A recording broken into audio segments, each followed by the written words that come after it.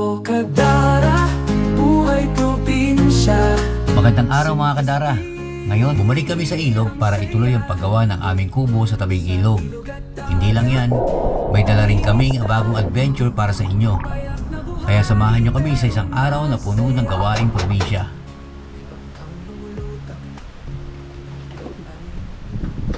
Bakit ganyan? 2 a.m. in the car playing our favorite song. Turn it up, windows down, we sing along. The summer night is just Sa araw na ito ay magbubukid series muna tayo. Medyo pahinga muna sa pagmamoto camping. Ito kasi vlog ng Kadara ay hindi lang nakafocus sa pagmamoto camping. Kaya buhay probinsya ang tema ng vlog ng Kadara. Dito ay ipinapakita ang iba't ibang activities sa probinsya. Darating din ang araw na lalaot tayo. Ito kasi si Kadara JR ay isang mangingisda at may sariling bangka. So gagawa din tayo ng dagat series natin soon. So may moto camping tayo, may bukid series tayo, at soon may dagat series na din.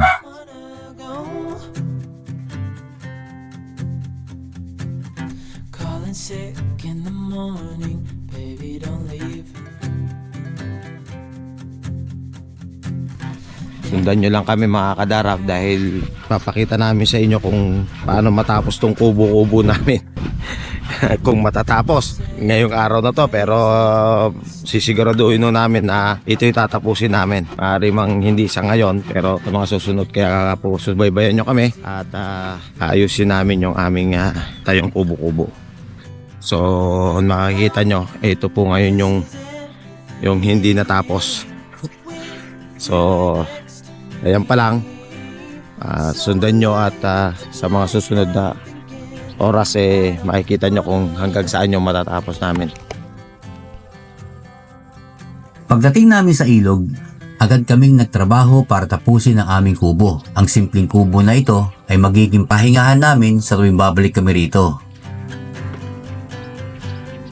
Oh, this is everything with you right next to me. So alive and tonight I'm thinking that I don't wanna go. This is everything. Kinakailangan bumili ng kwan dahil may mga nahingi naman tayong mga pako na pinaglumaan. Uunat-unatin lang natin. Kumbaga second hand na pako. So kinakailangan hindi natin kinakailangan ng bagong pako. Kung meron naman mga ganito na pwede nating mahingi.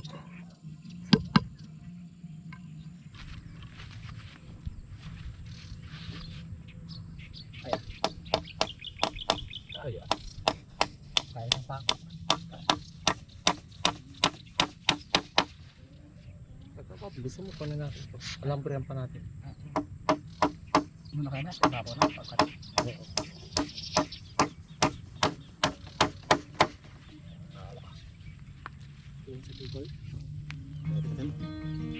Kaya na natin yan.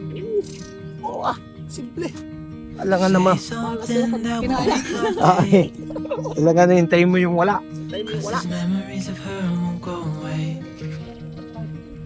Ako dyan. Haunting me so I can't sleep. She was a pretty little liar who cut me deep. Sige lang, hawak. Cause she left me here alone. Now my bed feels just like cobblestone. Oh, why did she go? Oh, was I supposed to know that she'd leave? Was I too naive to think that she'd be the one? Whoa, why did she go? I met her back in 2005. It was her crooked little smile that caught my eye. Time went by and it was her and I. She promised me to never leave my side, but she left me here alone. I know it's dumb, I still check my phone, 'cause I can't move on. Whoa. Why did she go? Whoa. Was I supposed to know that she'd leave? Was I too naive to think that she'd be the one? Whoa.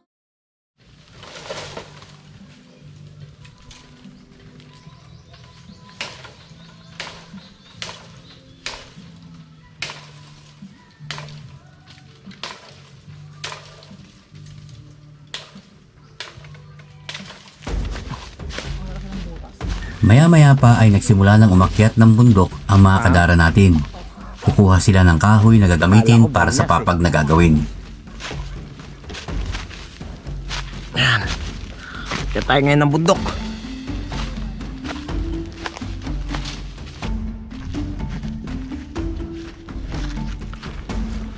Yan na mga kapatid. Nasa ako na tayo. Medyo ibabaw na ng konti. Ha.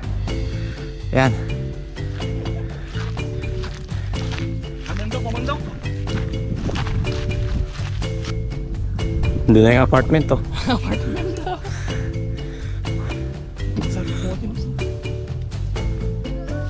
Nagarin mo yan.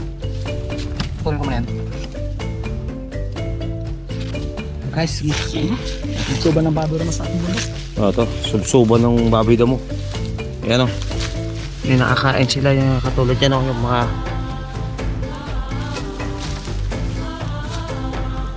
kukuha kami ng pagpupunduhan ng papag.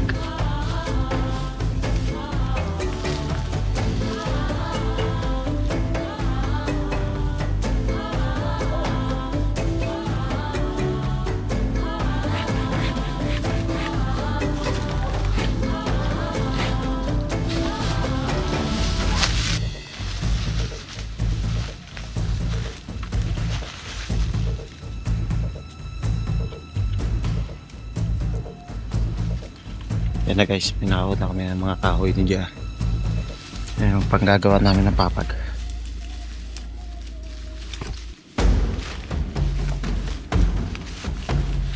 Yo. Nakakadara. Oh. Dire-diretsuhan niya. Baka magtatayo kami ni JR ng building balang araw.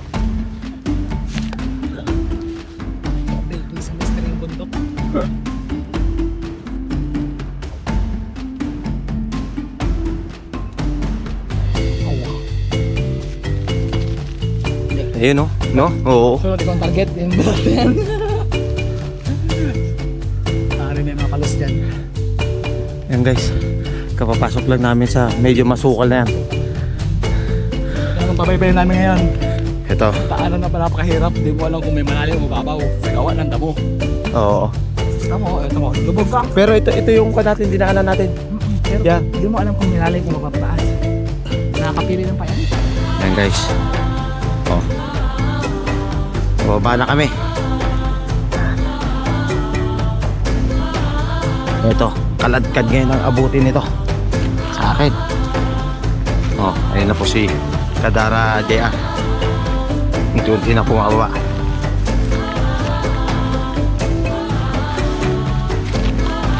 So may pagkabangin pala to JR ah.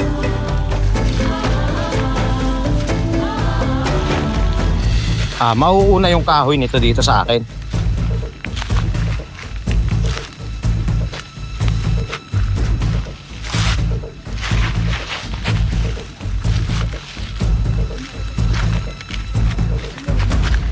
Corre.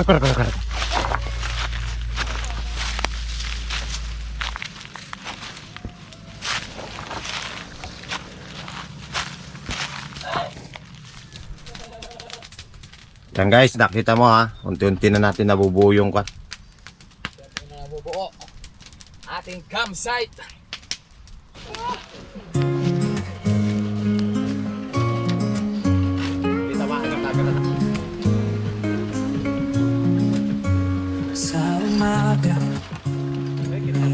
Tanawin kay ganda, hangin sa iwa. Sa bundok at kapatagan, si Tulits at Archie magkasamang naglalakbay, motocamping sa bundok, sa kalikasan sumasabay. O Kadara, buhay probinsya, simplicity ang saya. Sa ilog at dagat, nangingista, payak na buhay pero masaya. Ang lumulutang ay pinababa sa tulad ng ilog. Istay nahuhuli na sa laot ng dagat, hampas ng alon, niting tagumpay, huli na ang hamon. O Kadara, buhay probinsya, simplicity ang saya. Sa ilog at dagat, nangingista, payak na buhay pero masaya. May bangka pang lumulutang lambat ay binababa sa tubig ng ilog. Istay nahuhuli na sa laot ng dagat, hampas ng alon, muting tagumpay, huli na ang hamon. Kadara, makunguha tayo ngayon ng kalamansi. Pero kakaibang kalamansi ito. Malalaking kalamansi siya. Sa ilog at dagat, nangingista, payak na buhay pero masaya. Sa dapit hapon, bonfire sa tabing ilog, kwento't halakak habang may iniihaw na tilapia. Buhay sa probinsya, walang kapantay, kasama si Tulits at Archie, saya'y walang humpay. Sa bundok, sa dagat, sa ilog man, dito sa Kadara, buhay ay tunay na magaan. Kahit saan mapunta, puso'y payapa, sa simpleng buhay, ligaya'y sagana.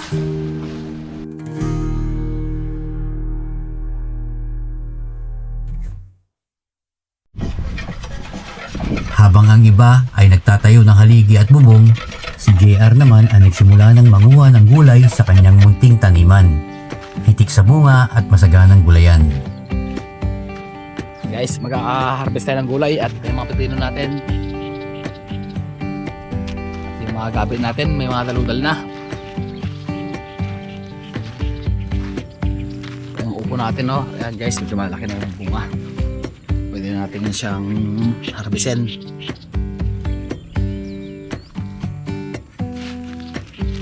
Oh, maraming saluyot.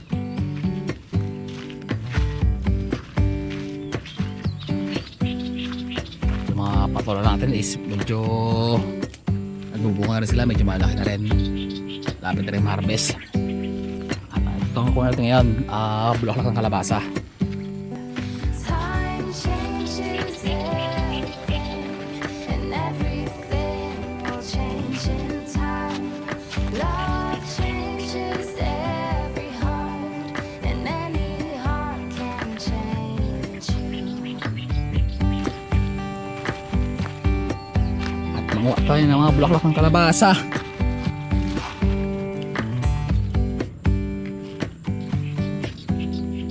Sarap ng haluan ng hipon.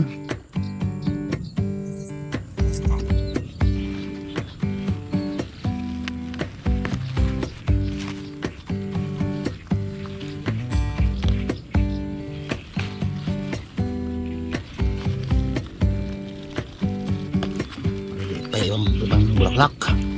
Kaya kailangan niya guys, kung may bunga na, kailangan tinatakpan yung ibabaw para mabuhay yung bunga niya. Ito yung manatakip natin, tatabasin yung ibabaw niya, matatakip natin dito. And everything will change in time. Pag may ibabaw niya guys, para kan Changes mabuhay yung bunga. Yan ba guys yan. every heart can change you. Tapos ito para di pasukin ng insekto. Sa ating mga okra. Buka na rin. Yung mga sitaw. Kaya natin nakabulaklak para maluto na. Sabi ng inabraw o tininding. Ayan guys, natin harvest. At dumating na nga ang Matinik TV.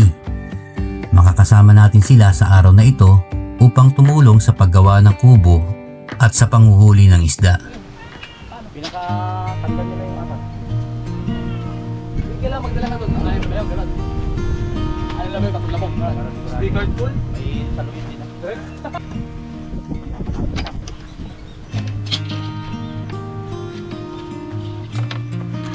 Ganyan ang Matinik TV pag walang huling isda. Nagagala. Nagagala. Magtutukot.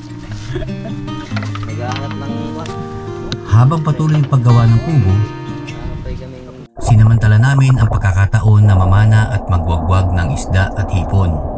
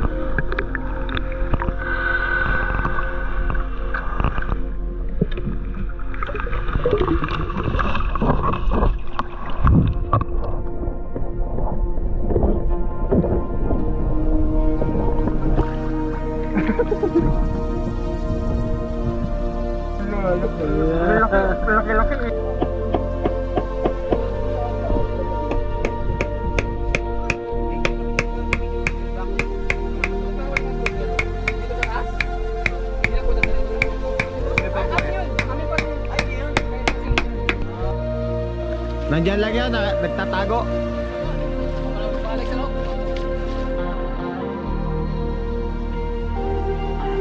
Pwede na. Pwede na magsahog.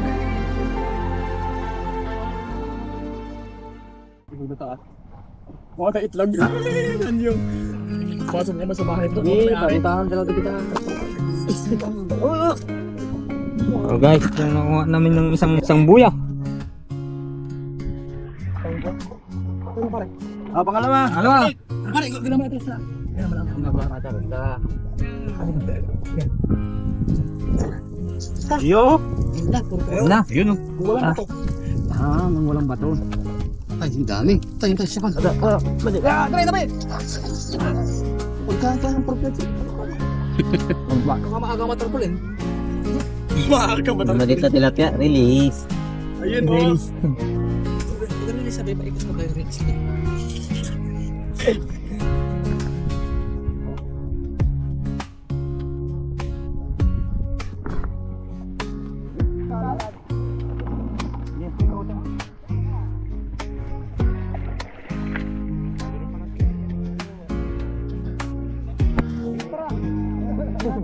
Na-over yun. Eh, mga tara, maligid na yun.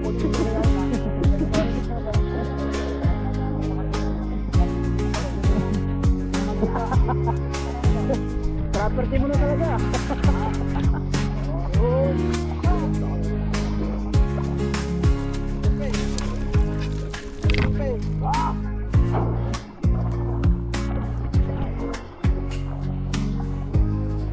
Paano po, taga-ilog talaga eh.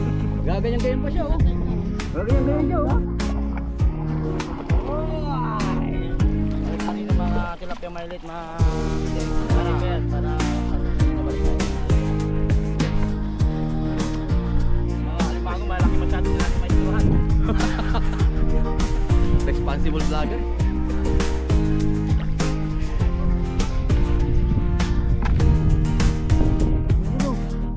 Tatlo lang yun, tingnan mo ang tsura. Hindi man kami gaanong pinalad sa pamamana ng tilapia ay marami naman kaming huli sa pagbagwag ng hipon. Kuha namin ng tatlong kan. Ayos. Ayan, balik ka ba?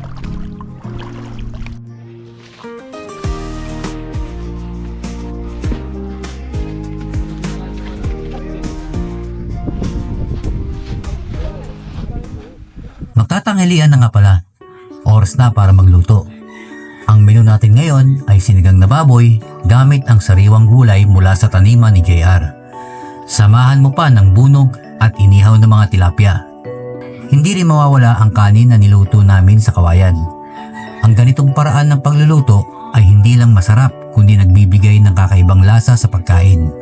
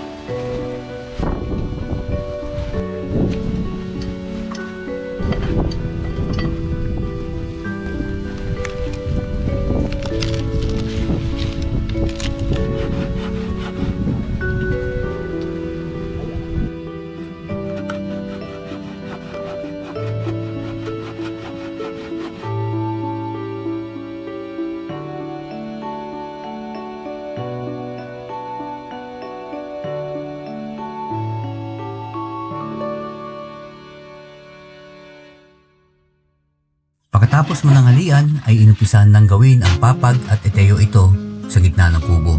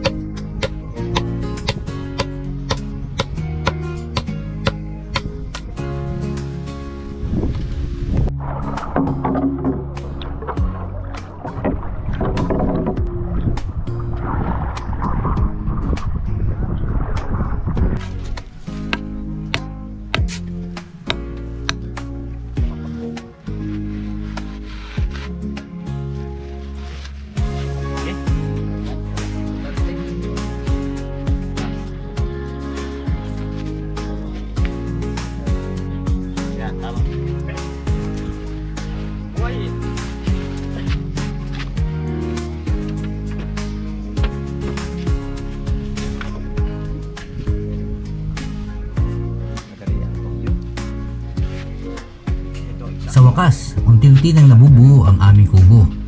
Kahit pagod, sulit na sulit ang araw namin sa ilog. Ang simpleng buhay sa probinsya ay tunay na nakaka-relax at nagbibigay ng saya. Maraming salamat sa pagsama sa amin sa panibagong adventure na to. Huwag kalimutan mag-like, mag-subscribe at i-click ang notification bell para updated kayo sa aming mga susunod na video. Kita-kits sa susunod na vlog.